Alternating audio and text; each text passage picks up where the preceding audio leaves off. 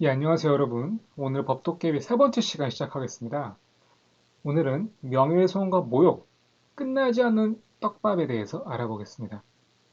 그리고 이런 명예훼손과 모욕과 같은 범죄가 정보통신망, 즉 온라인을 통해서 일어날 경우에 이른바 사이버 범죄라고 하죠. 사이버 명예훼손, 사이버 모욕의 경우에는 어떻게 처벌되고 있는지, 그 처벌의 요건은 무엇인지에 대해서 함께 알아보고, 무엇보다도 이 명예훼손과 모욕은 다른 범죄와 달리 이 피해자 개인의 주관적인 감정을 건드는 범죄다 보니까 어떻게 해서 이런 사건에 내가 연루되었을 때 슬기롭게 대처할 수 있을지 그 방법에 대해서도 고민해보는 시간을 갖도록 하겠습니다.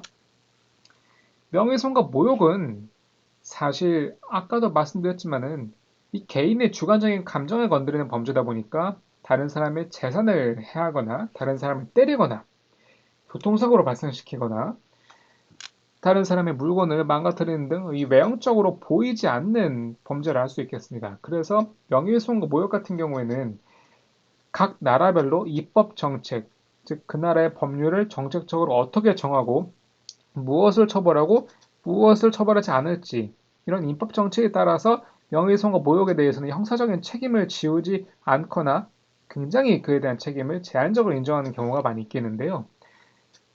미국, 우리 미국의 경우에는 표현의 자유에 굉장히 민감하고 또 그러한 가치를 상대적으로 많이 존중해주는 나라를 알고 있지요. 이런 나라에서는 명예훼손과 모욕에 대해서 형사적으로 처벌하는例는 주법을 보더라도 거의 없다고 봐야 할 것 같습니다. 나아가 이에 대해서 형사적인 책임뿐만 아니라 민사적인 손해배상을 구하는 경우에도 표현의 자유라는 가치를 훨씬 중시하기 때문에 그에 대한 민사적인 손해배상 역시 제한된 경우에서만 이루어지게 됩니다. 반면 우리나라는 명예훼손과 모욕에 대해서는 분명한 형사적인 책임을 두고 있고 방금 말씀드린 사이버 공간에서 이러한 명예훼손과 모욕죄가 이루어질 경우에는 그에 대한 가중처벌 규정까지도 두고 있습니다. 다만 최근 표현의 자유를 더 중시하는 움직임에 따라 이 명예훼손과 모욕에 대한 형사적인 책임의 인정 범위가 줄어들고 있는 것 또한 사실인데요. 이는 법 조문 자체가 바뀌는 것은 아니고 이 판례의 태도가 그리고 수사기관의 실무례가 조금 더 이런 명예훼손과 모욕에 대해서 엄격한 태도를 취하는 것이 아니라는 그런 기류가 감지되고 있는 것도 사실입니다. 자, 법에 뭐라고 써 있는지 보겠습니다. 형법 제33장은 명예에 관한 죄를 규정하고 흔히 알고 있는 명예훼손과 모욕죄를 규정하고 있고요. 정보통신망 이용 촉진 및 정보보호 등에 관한 법률 약칭 정보통신망법은 이러한 명예훼손이 정보통신망을 통해 이루어졌을 경우에 가중처벌되는 규정을 두고 있습니다. 하나하나 봅시다. 제307조 명예훼손은 공연히 사실을 적시하여 사람의 명예훼손한 경우 처벌, 2항 공연히 허위 사실을 적시한 경우 처벌을 두고 있으면서 1항은 사실 적시 명예훼손, 2항은 허위 사실 적시 명예훼손죄를 두고 있습니다. 우리나라는 어떻게 보면 전 세계적으로 다소 예외적인 케이스에 속하는데 그 예외적인 이유는 진실한 사실을 적시해서 명예훼손하는 경우에도 형사처벌까지 한다는 것인데요. 당연히 허위사실을 적시하는 경우에는 처벌 규정을 두고 있는 나라는 많습니다만 진실한 사실을 적시하는 경우까지 처벌 규정을 두는 경우는 그리 많지 않다고 보입니다. 나아가 공연히 허위 사실 적시하여 사자, 돌아가신 분의 명예를 훼손하는 경우에도 사자 명예훼손죄로 처벌 규정을 두고 있는데 사자의 경우에는 허위 사실이 아닌 진실한 사실을 적시하는 경우에는 처벌되지 않습니다. 출판물 등의 명예훼손은 사실 적시와 허위 사실 적시, 307조 1항이 사실 적시고 307조 2항이 허위 사실 적시니까 이 양자를 모두 처벌하는 규정을 두되 출판물 등에 의해 신문, 잡지, 라디오, 기타 출판물이라는 그 특성에 비추어서 가중처벌 규정을 두고 있습니다. 310조는 위법성의 조각이라는 말을 두고 있는데요. 쉽게 얘기해서 처벌되지 않는 예외를 두고 있는 건데 307조 1항 사실적시 명예훼손죄가 진실한 사실로서 오로지 공공의 이익에 관한 공익적 목적을 생겨졌을 경우에는 처벌하지 않습니다. 이 위법성의 조각이라는 말은 법에 위배되는 성질을 조각, 없애는 경우를 말하는데 우리가 법학 강의가 아닌 생활법에 대해서 공부하는 순간이기 때문에 위법성 조각의 법적 의미에 대해서는 설명드리지 않고 이러한 행위가 진실한 사실로서 첫 번째 요건, 두 번째 요건, 공공의 이익에 관한 것일 때에는 처벌하지 않는다는 예외 규정이 있다. 그러니 내가 적어도 거짓말을, 허위 사실을 적시하지 않는 이상 진실한 사실을 적시했을 때 그것이 공익적 목적에서 이루어졌음을 증명하면 내가 다른 사람의 명예훼손했다 할지라도 처벌되지 않는다는 것을 반드시 기억하시기 바랍니다. 공익의 목적이 있어야 됩니다. 311조는 모욕인데요. 모욕은 이게 진실인지 허위인지를 구분하지 않습니다. 모욕은 그냥 욕설이라고 보시면 되겠습니다. 어떤 구체적인 사실을 적시해서 저 사람이 노상방뇨를 했는지 노상방뇨를 안 했는지 진위 여부를 가릴 것도 없이 저 사람에 대해서 욕설을 했을 경우에 모욕적인 언사를 했을 경우에는 바로 처벌되는 것입니다. 명예훼손과 모욕 그리고 그에 대한 가중처벌 규정을 두는 특수한 모욕의 명예훼손의 경우에는 모두 공연히 출판물의 경우는 당연히 공연히 공개적으로 공공연하게라는 문건이 내재적으로 포함되어 있다고 보고요. 이런 명예훼손이나 모욕성 발언, 게시글, 댓글 게시 행위는 공연히라는 요건을 충족해야 합니다. 공개적으로 공공연하게 이루어져야 되며 임금님 귀는 당나귀기라는 말을 지하철역에서 하는 것과 무대 원룸에서 하는 것과 트인 공간이지만 아무도 없는 저 허허벌판의 시베리아 눈 덮인 벌판에 사는 경우는 모두 그 공연이라는 요건의 충족 여부에 따라 큰 차이가 있는 공간이라 할 것입니다. 인터넷 공간은 이 공연이라는 요건이 가장 잘 인정되는 요건이겠죠. 물론 인터넷 공간에도 네이버 블로그에 나만 보기 기능을 이용해서 다른 사람에 대한 엄청난 험담을 늘어놓는다 할지라도 그 나만 보기 댓글로 인해서 비록 인터넷이라는 공간이지만 나만 볼 수 있는 심지어 네이버 관리자도 볼 수가 없는 글이라면 공연이란 요건이 인정되지 않겠습니다. 이런 명예훼손이나 모욕죄에 대해서는 312조에 특별한 규정을 두고 있습니다. 제가 앞에서 명예훼손과 모욕은 모두 개인의 주관적인 감정을 건드리는 범죄라고 말씀드렸는데요. 이것이 결국 개인의 주관적인 감정을 해하는 범죄다 보니 그 개인의 주관적인 감정에 따라서 처벌 여부를 결정하게 되어 있습니다. 대부분의 범죄들은 상대방 피해자가 처벌을 원하든 처벌을 원하지 않든 기본적으로는 죄가 성립을 하게 되면 처벌하는 것이 원칙인데 개인의 주관적인 감정을 건드는 범죄다 보니까 개인의 주관적인 감정이 싸그리 나와서 고소를 취소하거나 처벌을 원하지 않는 의사를 표시할 경우에는 사건 자체가 한 발짝도 움직이지 못하고 종결되게 됩니다. 처벌을 안 받는다는 뜻이고요. 1항 308조 사자 명예훼손죄와 311조 모욕죄는 고소가 있어야 공소를 제기할 수 있는 친고죄입니다. 고소를 하지 않으면 수사 자체도 할 수 없습니다. 왜? 수사를 왜 합니까? 공소를 제기하기 위해서 하는 거 아닙니까? 공소를 제기할 가능성 자체가 없었는데, 즉 고소장에 들어오지도 않았는데 아무리 심한 욕설이 있다는 것을 내가 알지라도 그 욕설이 나에 대한 것이 아닐 경우에는 그 아무리 수사력이 강한 검사나 경찰이랄지라도 사건 수사를 전혀 할 수 없게 됩니다. 명예훼손죄와 출판물 등의 명예훼손죄는 피해자의 명시한 의사에 반해 공소를 제기할 수가 없는데요. 피해자의 명시한 의사에 반한다는 공소를 제기할 수 없다는 것은 우리 2강에서 말씀드린 폭행죄에 있는 똑같은 규정인데 이른바 반의사 불벌죄라고 합니다. 반의사, 의사에 반하여 불벌, 처벌할 수 없다는 말씀입니다. 친고죄, 반의사 불벌죄, 말이 다르고 규정이 다릅니다만 본질은 같습니다. 피해자의 주관적인 의사에 달리 한 발짝도 나아갈 수 없습니다. 피해자가 상대방을 강하게 처벌해달라고 했을 경우에는 당연히 형사조처가 진행이 돼야겠지만 처벌을 원하지 않습니다. 일체의 민형사상 이의를 제기하지 않습니다. 고소를 취해야 합니다. 라는 내용이 구두나 서면으로 수사기관이나 법원에 전달되는 경우 바로 그 자리에서 케이스가 종결되게 됩니다. 다음, 정보통신망법을 약칭으로 하는 정보통신망 이용 촉진 및 정보보호 등에 관한 법률. 이 경우에는 제70조에 사람을 비방한 목적으로 정보통신망을 통하여 공공연하게 사실을 드러내어 명예훼손한 경우. 2항, 허위의 사실을 거짓 사실을 드러내어 명예훼손한 경우에는 일반적인 명예훼손의 경우보다 가중처벌 규정을 두고 있고요. 3항 마찬가지로 반의사 불벌죄입니다. 피해자가 구체적으로 밝힌 의사에 반하여 공소를 제기할 수가 없고 아무리 모두가 보는 포털사이트 게시판에 타인의 명예를 허위 사실을 적시하여서 훼손했다 할지라도 그 피해자가 구체적으로 상대방의 처벌을 원하지 않는다는 처벌 불허 의사를 밝힐 경우에는 공소를 제기할 수 없습니다. 결국 다시 말씀드리지만 명예훼손이나 모욕의 경우 개인의 감정을 건드리는 것이고 개인의 감정이랑 그 개인이 돼보지 않고서는 아무도 감히 판단할 수 없는 것이기 때문에 아무리 악질적인 범죄를 할지라도 그 죄의 경중을 떠나 피해자가 처벌을 원하지 않는다. 고소를 취하는 경우에는 아무리 날카로운 칼이라도 그 자리에서 멈춰야 하는 것입니다. 다른 이론의 여지는 없습니다. 서울대 대학신문에서 출처를 밝힌 이예슬 기자님이 작성하신 사파가 이 명예훼손의 세 가지 요건을 일목요연하게 정리했기 때문에 가져와 봤습니다. 아까 말씀드린 공연희라는 법문에 있는 단어들은 여기 있는 공연성의 요건, 첫 번째 요건을 의미합니다.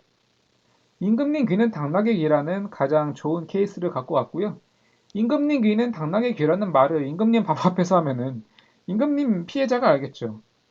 근데 이 말을 원룸에서 하면 어떻겠습니까? 원룸에서 해도 목청이 띠저자 혹은 확성기를 이용해서 원룸 바로 앞에 있는 길가에 다니는 사람마저 알게 할 정도라면 모르겠지만 원룸에서 혼자 말한 거 가지고 공공연하게 공연이 했다고는 할 수는 없을 것입니다. 반대로 아무리 트인 시베리아의 허벌판이라 드넓은 눈 설원이라 할지라도 그런 말 자체를 들을 수 있는 사람 자체가 없었다면 또 그런 말을 들을 수 있는 뭐 핸드폰의 마이크라든지 기타 다른 방법에 의해서 시베리아의 허벌핀 설원에서 나온 얘기가 단 한 명에게도 전달될 수 있는 매개체가 없었다면 역시 공연성 요건은 충족되지 않습니다. 공연이 한 것이 아니라는 말입니다. 두 번째 요건은 대학신문 편집장의 알코올 중독이라 대학신문 편집장이 누구냐 했을 때 이 KMS 김민수라는 사람이다 라고 특정이 될 수 있는 단서가 있어야 합니다. 콕 집어야 되는데 반드시 그 이름 석자를 정자로 기재할 필요는 없고 여러 가지 케이스가 있겠습니다만 교묘하게 여러 가지 단서들을 종합해 보았을 때 그 사람이 김길동인지 김갑동인지 홍길동인지 알 수 있을 정도라면 특정성이 인정이 되는데요. 하나 예를 들어 보겠습니다. 히읗, 기역, 디귿 누굴까요? 홍길동일 수도 있고 한길동일 수도 있고 뭐 여러 가지 조합들이 가능하겠죠. 하지만 서울대학교 법학과 히읗, 기읗, 이응했을 때 홍길동이라는 한 사람만 히읗, 기역, 디귿이 초성에 들어간 이름 세 글자의 학생이 한 명밖에 없었다면 그 역시 특정이 되었다고 할 수 있겠습니다. 그러니까 단서를 잡아야 되는 것입니다. 상식의 문제인데요. 여기 보면 대학신문 편집장이라고 했는데 이 얘기를 서울대 대학신문에 했다고 봅시다. 세상에 대학은 많이 있고 그 대학엔 대부분 대학신문이라는 자체 학보사를 두고 있습니다. 그런 경우에 단순히 대학신문 편집장이라 했을 경우에는 수많은 대학들 중에서도 설치된 수많은 대학신문의 편집장이라는 직책을 가진 사람이 한두 명이 아니라는 것이죠. 그러니까 특정이 되지 않습니다. 이 화살을 쐈는데 그 화살이 어디로 갔는지 보이지 않는 격입니다. 서울대 대학신문에 이런 그림을 올렸다? 그럼 서울대 대학신문 편집장이 몇 명일지 모르겠습니다만 제가 서울대 대학신문을 출판해 보지 않아서 한 명이겠죠? 편집장이니까요. 편집장과 뭐 편집부장?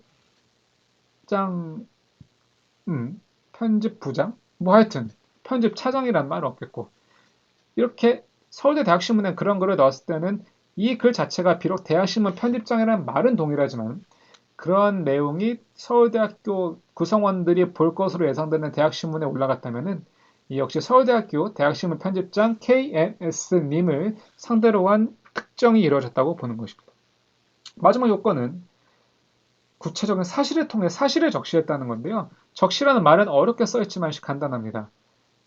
말 그대로 타이핑을 했다. 아니면은 업로드를 했다. 게시를 했다. 글로 썼다. 어쨌든 간에 볼 시자죠. 사람이 볼 수 있도록 딱 적었다는 거예요.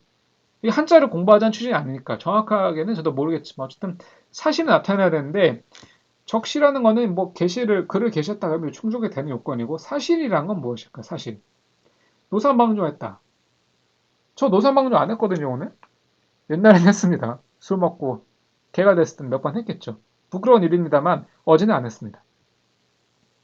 5월 26일에도 안 했어요. 올해 한 번도 안 했거든요. 확실하게 말씀드릴 수 있습니다. 07학번 강뭐뭐 뭐 자세히는 잘 안 보이는데 5월 26일 무슨 동에서 노상방뇨 했다. 노상방뇨를 한 것이 진실인지 허위인지 모르겠지만 그 자체는 하나의 사실에 해당합니다. 반대로 07학번 강모 씨가 똥개다. 멍멍이 자식이다. 해변이다. 라는 거는 정말 인간이 개의 자식일 수가 없듯이 이 사람이 개의 자식인지 아닌지를 인간이랑 개랑 당연히 구분이 되는 것이기 때문에 어떠한 사실 적시다고 보는 게 아니라 그것은 사실 적시 정도가 아닌 단순히 모욕적인 언사라고 봐서 모욕에 해당한다고 뭐 이렇게 노사망류했다는 것은 우리가 진위여부를 확인할 수 있을 만한 가치가 있는 사실을 적시했다고 보기 때문에 이는 명예훼손의 보섭이 되는 거니까 이 사실의 적시 요건은 명예훼손과 모욕을 구분하는 요건에 해당합니다. 그러니까 이 세 가지 요건이 다 충족이 될 경우에는 명예훼손, 두 가지 요건만 충족될 경우 플러스 사실의 적시에 해당하지 않지만은 모욕적인 언사, 물론 모욕적인 언사가 아니라 무례하네요, 나쁘네요. 나는 물론 들으면 기분이 나쁘겠지만 그거 자체를 인간적인 모멸감을 느끼게 할 정도의 언사가 아니라면은 그것 자체는 명예훼손도 아니고 모욕도 아니고 그냥 단순히 기분 나쁜 말에 불과합니다. 경남교육청 블로그에서 따온 이미지인데 이 이미지를 통해서 제가 뭘 전달하려고 하냐? 결국 이런 명예훼손과 모욕, 그 어느 것이 됐든 간에 사이버 공간에서 이루어졌고 그런 사이버 공간에서 이루어진 명예훼손과 모욕성 발언들이 공연성, 단톡방이라든지 1대1 채팅방을 통한다 할지라도 그 1대1 채팅방의 상대방을 통해서 퍼져나갈 가능성이 있으면은 공연성에 충족이 될 수가 있는 것이고 그 단체 채팅방이든 개인 채팅방이든 아니면은 핸드폰 모바일 게임에서 이루어지는 실시간 라이브 채팅방이라든 그 과정에서 그 험담의 상대방이 누군지 그 개인의 신상에 특정될 정도로 특정되었다고 하면은 특정성 요건이 충족되고 마지막에 그것이 어떤 사실을 적시했을 때는 명예훼손, 사실 적시에 해당하지 않았을 경우에는 모욕적 언사에 무관하면 모욕에 해당할 수 있을 텐데 어느 경우든 우리가 이게 참 뭐 저도 따뜻하게만 살았냐고 하면은 뭐 그렇게 자신 있게 말씀드릴 수 없겠습니다만 뭐 최근에 뭐 대학교 남학생들이 그 여학생이 참여하지 않은 단체 채팅방에서 그 여성의 외모에 대해 품평을 하면서 단순히 기분 나쁘거나 그냥 한번 듣고 한 귀로 흘릴 수 있는 말이 아닌 그 여성의 신체 특정 부위를 강조해서 모욕적인 표현을 올렸다고 했을 때 그 여성이 그 내용을 당연히 참여하지 않았으니까 그 대화가 이루어졌을 경우에는 바로 모르겠죠. 그 여성이 참여하지 않는다 하더라도 이런 내용들 과정에서 그 학과에 여러 명의 남학생이 참여하고 있기 때문에 공연성 요건이 충족이 되고 그 대화에 상대방의 객체가 된 여학생이 누군지 다 알고 있는 같은 과 남학생들 사이였다면 특정성도 충족이 되고 마지막으로 그 말 자체가 명예훼손에 대한 진실 또는 허위 사실에 대한 적시라든지 아니면은 단순히 모욕적인 언사라든지 이런 발언들이 이어졌을 경우에는 우리가 쉽게는 생각할 수 있겠지만 이 역시 명예훼손과 모욕죄로 처벌될 수 있는 경우라는 것입니다. 이 영상, 죄송합니다. 이 이미지에서 봤을 때는 이 남성은 웃고 있지만 이 말을 이 대화가 이루어졌을 당시에는 몰랐지만 나중에 알게 된 이 피해자 여성 개인이 느끼는 감정을 우리가 감히 헤아릴 수가 있을까요? 개인이 이 당사자가 되지 않고서는 그 말을 들었을 때의 충격과 모멸감, 그리고 자신의 자아라든지, 왜냐면 자신의 외모에 대한 품평과 그 품평에 대한 굉장히 모욕적인 언사들, 명예훼손성 발언들이 나와 함께 수업을 듣고 같이 밥을 먹는 같은 과 남학생들 사이에 퍼져 있다면, 그것이 사실이든 아니든 간에, 또 그 얘기를 들은 당사자가 대수롭지 않게 넘기든 넘기지 않든 간에 그런 대화가 이루어졌다는 것 자체만으로도 특정된 자신에 대한 공개적인 모욕이나 명예훼손이 이루어졌다고 생각할 수 있기 때문에 그 피해자의 감정은 법적으로 보호해야 돼야 되고 그에 대한 반대급부로서 그런 발언에 나아간 사람들은 명예훼손과 모욕죄로 처벌될 수 있는 것이죠. 이런 것들은 굉장히 요새 모바일 메신저가 발달해 있는 사회에서는 글쎄요. 사회적인 문제가 많이 되고 있습니다. 학교 폭력에서도 많이 나타나는 그런 주제들입니다. 학교폭력위원회, 이른바 학폭위원회에 제가 몇 번 참여를 해봤었는데 이른바 사이버 불링이라고도 하죠. 사이버 공간, 이런 모바일 공간에서 이루어지는 내 입에서 쉽게 나온 내 손가락 끝에서 툭 던진 한마디가 그 특정된 상대방의 마음에 가까이 가가서 날카로운 칼날이 된다는 것이죠. 물론 아까 말씀드린 것처럼 원만하게 해결이 돼서 정성 어린 사과와 피해 보상이 이루어졌을 때 그 칼로 베인 마음을 갖고 있는 피해자분께서 나는 처벌을 원하지 않습니다. 나는 고소를 취소합니다라는 말이 나오는 순간 아무리 나쁜 행위도 형사처벌의 대상에는 포함되지 않습니다만 애초에 그런 명예훼손성, 모욕성 발언들이 이루어지면 안 된다는 것이 교육청 블로그에 나온 공식 이미지로 표현이 되고 있다고 저는 생각합니다. 이제 판례를 좀 보겠습니다. 옛날 판례들부터 좀 소개를 해보겠습니다. 이거는 명예훼손죄와 모욕죄를 구별 기준을 처음 설치한 88년도 판결인데요. 아무것도 아닌 똥꼬다리 같은 놈. 똥꼬다리가 뭔가요? 저도 처음 들어보는 말입니다. 88년도에 이루어진 말이니까 뭐 저희들이 쉽게 들었을 수는 없는 단어인 것 같고요. 어쨌든 간에 똥꼬다리가 지금도 뭔지 모르겠는데 88년도에 이 판결을 내신 대법관님들께서도 똥꼬다리가 뭐지라는 생각하시나 봅니다. 모욕적인 언사일 뿐은 구체적인 사실의 적시가 아니다. 그렇기 때문에 이거는 명예훼손이 아니라 모욕이라는 거예요. 자, 똥꼬. 똥꼬란 말 들으면은 이게 단순히 그냥 무례한 말인 거예요. 아무것도 아닌 똥꼬래. 그냥 똥꼬도 아니고. 게다가 똥꼬의 본체도 아니고 똥꼬의 다리라는 겁니다. 모욕적인 언사라는 거죠. 그냥 비난 한번 하고 끝나는 것이 아니라 정말 사람의 그 변이 나오는 학문의 본체도 아니고 이제 부수적인 다리인데 이제 그 다리도 아무것도 아니래. 모욕적인 언사이기 때문에 모욕죄에는 해당할 수 있겠지만 일단은 구체적인 사실 역시는 아닙니다. 이게 똥꼬다리인지 아닌지 어떻게 확인하냐는 거죠. 근데 이건 어떤 거야? 잘 운영되어가는 어촌계를 파괴하려 한다라는 구절도 구체적인 사실 적시라고 할 수 없으므로 명예훼손죄에 있어서 사실 적시에 해당한다고 볼 수 없다. 어촌계를 파괴하려 한다는 거는 이름 들어보면은 정말 저 사람이 어촌계를 불을 지르려는 건가라고 생각할 수 있겠지만은 일단 이 내용 자체는 똥꼬다리 같은 놈과 비교해서는 어느 정도 구체적인 사실의 적시에 가깝긴 하지만 구체적이지 않다는 거예요. 왜냐면 어촌계를 파괴하려고 한다 했을 때 그 진위 여부를 확인해 보려면 이 사람이 불을 지르려는 건지 아니면 어촌계 구성원들 사이를 이간질을 하려는 건지 혹은 그 어촌계에 대한 어떤 이 어촌계 사람들은 돈을 갚지 않는다라고 이렇게 그 어촌계 사람들의 신용을 훼손하려는 건지 어떤 방법인지가 구체적으로 드러나 있지 않는다는 것이 명예훼손죄를 인정하지 않은 핵심 근거였습니다.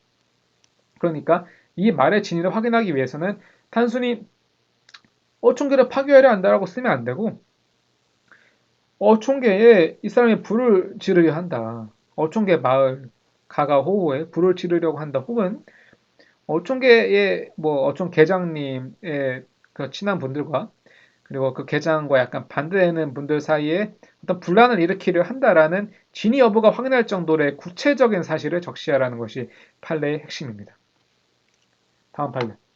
99년도 판결은 조금 의미가 있습니다. 안타까운 사안인데요.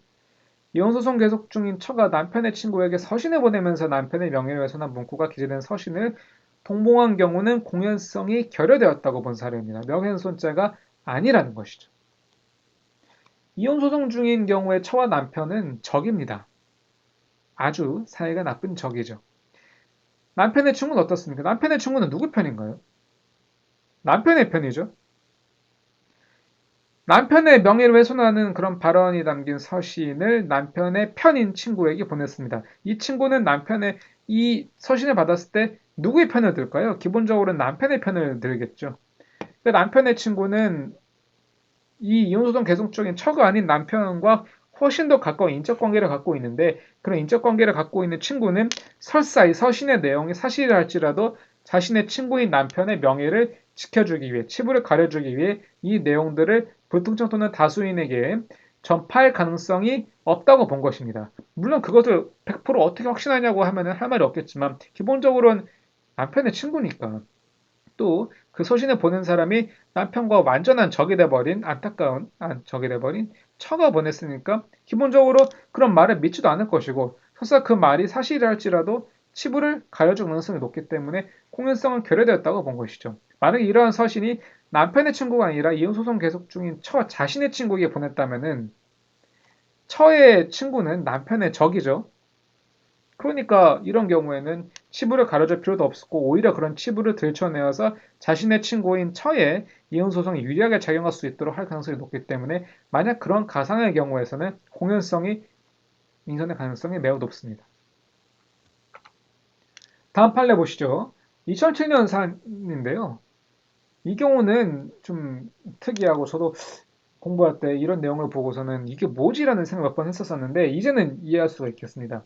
개인의 블로그가 비공개 대화방에서 상대방으로부터 비밀을 지키겠다는 말을 듣고 1대1로 대화한 경우 복잡하죠.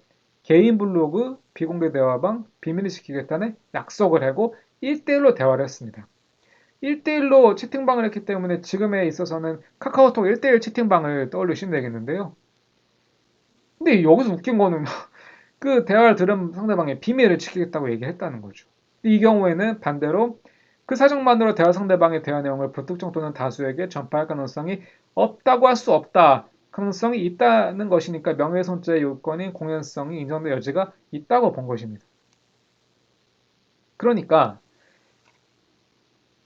비밀을 지키겠다는 말 함부로 믿을 수가 없다는 것이죠. 그 말 어떻게 믿냐? 여기서 비밀 지키겠다는 거 저희 가서 호박씨 까는 것이 인간의 본성이 아니냐? 저도 마찬가지입니다. 이 판결을 듣고 무슨 남편의 친구에게 서신을 보낸 경우는 이게 안 된다고 했으면서 블로그 대화방에서 개인 비공개 대화방에서 비밀 지키겠다는 약속까지 한 경우는 왜 공연성이 인정됐냐라고 해서 지금 제가 이거를 보고 느끼는 생각은 결국 우리 판례의 태도는 비밀 지키겠다 약속 그딴 거 필요 없습니다. 그 메시지를 지득한 상대방이 피해자와 어떠한 인적 관계가 있느냐라는 것이 판례 핵심입니다. 이 경우는 남편의 친구, 피해자의 친구, 이 경우는 공연성 없어. 물론 피해자의 친구에게 서신을 보내는 것과 동시에 불특정 다수인에게 찌라시를 뿌리는 정도에 이뤘을 경우에는 이미 그 상대방이 남편의 친구뿐만 아니라 남편과 남남인, 이혼소송 계속 중인 처와 남남인 완전 아무런 인적 관계가 없는 제3자들한테까지도 뿌려진 경우라고 하면은 이런 경우에는 공연성에 당연히 인정이 되겠죠. 마찬가지로 이 경우에 블로그 대화방에서 비밀 지키기 약속이 없었다 할지라도 이 상대방이 그 명예훼손성 발언의 피해자와 친구라든가 가족이라든가 친척인 경우에는 이런 경우에는 불특정 또는 다수인에게 전파할 가능성이 없다고 봄이 아까 보신 이 99년도 판례의 취지와 맞습니다. 그러니까 이 경우는 이 상대방이 피해자와 별다른 인적 관계가 없었던 사안이었던 거예요. 그러니까 별다른 인적 관계가 없으니까 이런 비밀 지키겠다고 한 말은 그냥 빈말로 치부하는 것이 맞다는 것입니다.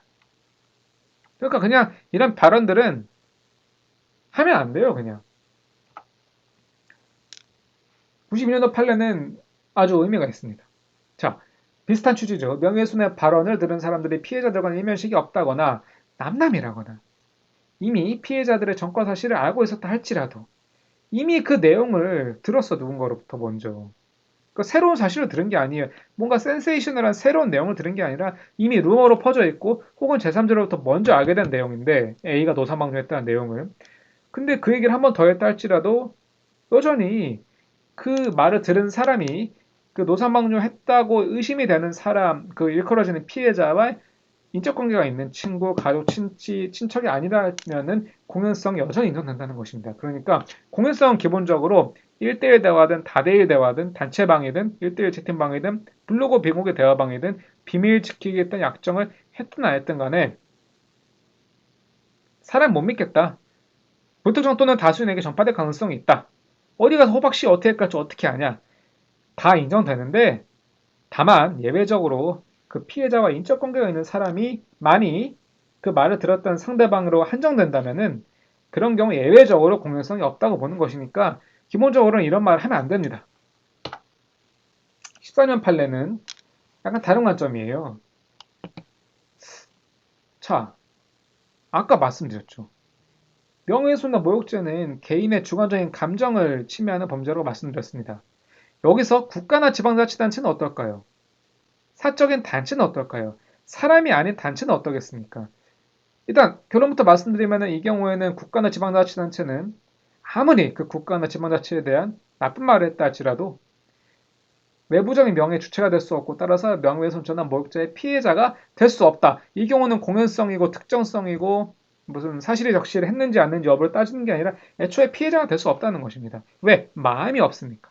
차디찬 사람들이 인위적으로 만들어낸 국가도 그렇고 지방자치단체도 그렇고 인위적으로 만들어내고 없앨 수 있는 그런 단체에 불과하기 때문에 그런 경우에는 이 국가나 지방자치단체는 피해자가 될 수 없지만 만약에 이런 경우를 할지라도 그 발언 내용에 비추어 볼 때 국가나 지방자치단체에 소속된 특정 누구의 개인을 지칭하는 것으로 특정이 된다고 할 경우에는 이런 경우에는 국가나 지방자치단체가 아닌 그 외에 속한 특정된 피해자 개인을 피해자로 하여서 얼마든지 명예훼손죄나 모욕죄가 성립될 수 있다는 것입니다. 단체도 마찬가지입니다.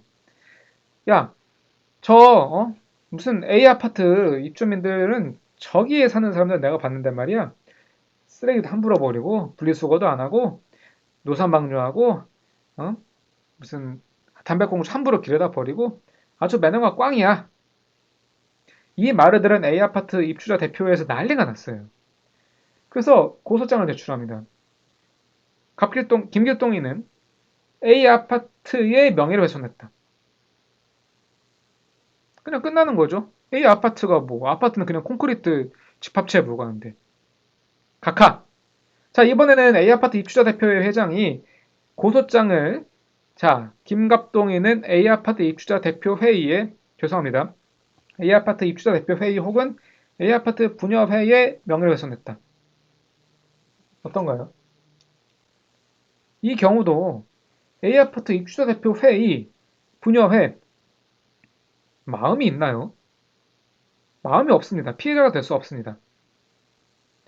자, 이번에는 A 아파트 입주자 대표 회의 회장인 홍길동 씨가, 자, 김길동이는 A 아파트 입주자 대표 회의 회장인 나를 비롯하여 A 아파트 입주자들 개인의 명예훼손했으니 우리들이 함께 공동으로 고소를 합니다. 2023년 몇 월 며칠 홍길동 콤마 쭉쭉쭉 해가지고 A 아파트 입주민들의 이름을 다 써놨어요.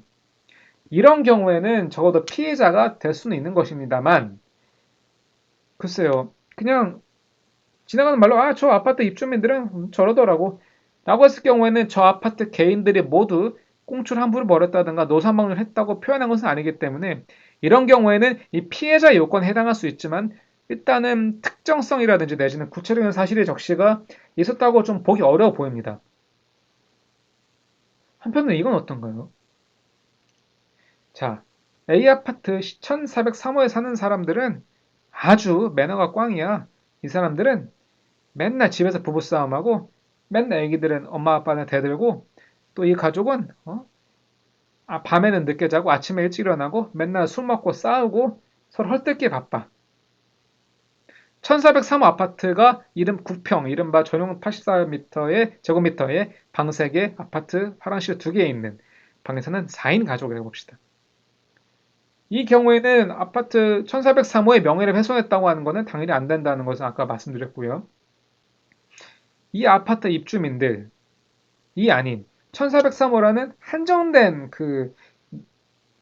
글쎄요, 국평 아파트에 최대한 4, 5명 정도 산다고 하는데 4인 가족 4명이라고 하면은 이 정도는 저는 특정이 됐다고 봅니다. 왜냐하면 아까 부부싸움이라 했기 때문에 엄마 아빠는 특정이 됐다고 보고 애들도 대든다고 했기 때문에 그 자녀들마저도 특정이 됐다고 보기 때문에 나아가서는 부부싸움한다, 대든다, 뭐 매너가 꽝이다 쭉쭉쭉 했어 그런 내용들을 비추어 봤을 때 이것이 그 진위 여부를 확인할 수 있는 구체적 사실의 적시에 해당한다고 한다면은 이 경우에는 1403호가 아니라 1403호 구성원 김길동, 김기은여, 김갑동, 김을동 이 공동으로 고소한 경우에는 이 경우는 명예훼손이나 모욕죄에 해당할 수 있다는 것입니다. 이제 마지막으로 오늘은 이 내용을 끝으로 3강을 마치겠는데요. 판결문에 드러난 법폭 사례라서 좀 생소한 개념들을 들고 있습니다. 서울경제 신문기사에서 출처를 갖고 왔고요. 정치적 의견을 나누는 사이트 분란 유도한 뒤 욕성 비방 댓글 게시자 상대로 20차례 민사소송. 불법을 유인한 자가 정치적 피해 배상을 청구하는 것은 권리남용. 민사 얘기긴 한데 이 밑에 보시면 합의금 장사나 고소고발 남발에 대해서는 이 법봉으로 이 똥망치 때리듯이 엄청 때리는 거예요. 하지 말라는 겁니다. 법의 제재를 하겠다는 것입니다. 이에 대해서는 다양한 생각이 듭니다. 이런 경우가 있었어요.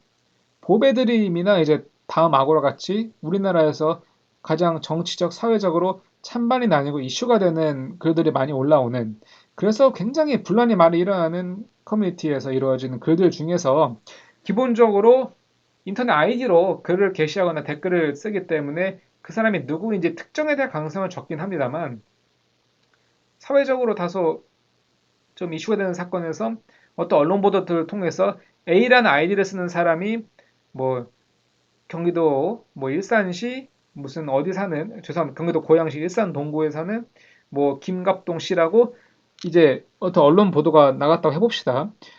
그런 경우라면은 그 사람에 대한 악성 댓글이라든지 악성 게시글을 쓴 수많은 사람들을 상대로 100명, 200명을 상대로 이제 고소를 하는 경우가 많습니다. 근데 이런 경우는 비자발적으로 이제 신상이 특정됐기 때문에 충분히 고소고발을 많이 할지를 하더라도 그에 대한 법적인 조치를 취하는 것은 저는 당연하다고 생각합니다. 이 경우까지 고소고발 남발이라는 말을 쓰는 것은 좀 아닌 것 같고요. 다만 가끔 가다가 어떤 커뮤니티에 분란글을 작성한 다음에 그 커뮤니티에서 가장 접속 빈도가 적은 게시판에 자신의 신상을 공개하는 경우가 있습니다. 자발적으로요. 그래서 그것은 가장 접속 빈도가 적은 게시판이기 때문에 이런 글이 올라왔는지도 대부분 사람들은 모르고 있는데 이에 대해서 아이디만으로 엄청나게 이제 키보드 배틀을 하다가 자신의 인적사항을 특정한 그 접속 빈도가 가장 적은 게시판의 글과 그에 대한 악성 댓글을 한꺼번에 캡처해서 제출한 다음에 자, 이 아이디를 사용한 사람은 내 스스로 신상 공개했기 때문에 특정이 되었고 이에 대해 악성 댓글 쓴 사람들 모조리 처벌해주세요라고 해서 5,000명을 한꺼번에 고소합니다. 그리고 5,000명에게 변호사 사무실에서는 한꺼번에 이메일이나 문자를 뿌려서 합의금 50만 원 주시면 고소 취소하겠습니다. 자, 5,000명 중에 1,000명이라도 합의금을 지급하는 경우에는 벌써 5억 원이라는 세금 없는 수입, 뭐 수입이랑 좀 그렇죠. 합의금 쪽에 수입이 생기게 됩니다. 어떻게 생각하시나요, 여러분들? 이거 합의금 장사란 말 제가 쓴 것도 아니고 이제 네이버에도 검색이 되는 그런 단어인데 그러니까 어떻게 보면은 물론 애초에 이런 명예훼손이나 모욕성 글이나 댓글이 이루어지지 않았으면 베스트겠죠. 그래서 그런 요인을 제공한 사람들에 대한 제재가 이루어져야 되는 것에 대해서는 10분 동감합니다만 글쎄요 인터넷이라는 특성에 비춰서 조금 더 그런 명예훼손이나 이제 모욕성 댓글 게시글이 쉽게 달리는 특성을 역이용해서 그렇다고 자신의 신상을 너무 대놓고 드러내기에는 부담스러웠던 나머지 접속 빈도가 가장 적은 게시판을 이용해 자신의 신상을 공개하고 이를 근거로 자 특정성 요건이 충족되었기 때문에 명예훼손이나 모욕죄로 처벌해 주세요라는 고소장을 경찰에 제출한 경우에는 수사기관 역시 이에 대해서 정말 난감하다는 입장을 여러 차례 표시한 적이 있었고 몇 번의 경우에는 이건 좀 정도가 심하다라고 판단한 나머지 집단적으로 각하한 경우까지 있었습니다. 각하라는 거는 고소고발에 대한 실제를 판단하지 않고서 그냥 사건을 종결시키는 경우를 의미하는데요. 뭐 제가 뭐가 옳다고는 판단하기 어렵겠지만 또 그것이 글쎄요. 각자마다 생각이 다를 수 있겠습니다. 물론 애초에 그런 글 자체가 명예훼손이나 모욕성 내용을 담고 있다고 하면은 그에 대한 제재나 그에 대한 어떤 글쎄요.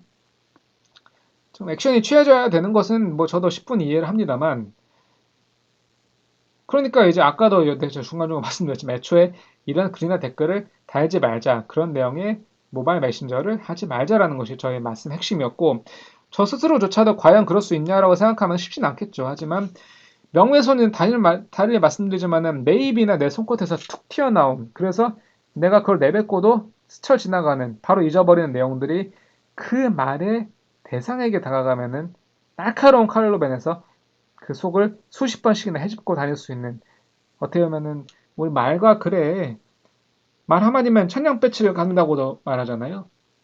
반대로 얘기하면 그 말 한마디가 천냥빛의 합의금을 지불해야 하는 날카로운 범죄로도 변신할 수 있습니다.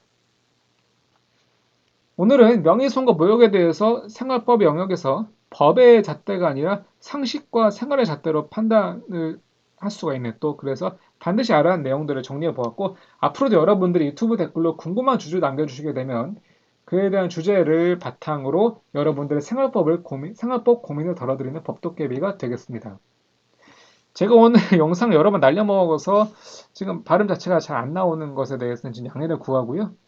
다음에도 유익한 영상으로 찾아뵐 테니 구독, 좋아요, 알림 설정까지 부탁드리겠습니다. 감사합니다.